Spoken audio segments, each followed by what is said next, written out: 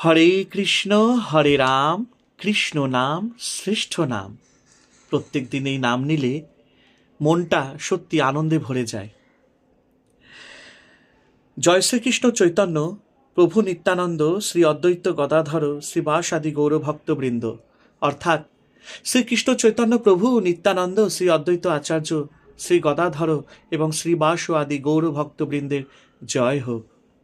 হরে কৃষ্ণ কৃষ্ণ কৃষ্ণ হরে হরে, হরে রাম রাম রাম হরে হরে।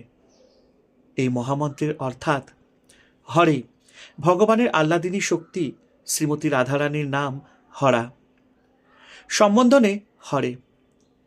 কৃষ্ণ সর্বাকর্ষক পরমেশ্বর ভগবান শ্রীকৃষ্ণ। রাম অর্থাৎ সর্ব আনন্দের আধার পরমেশ্বর ভগবানের মুখ্য নাম।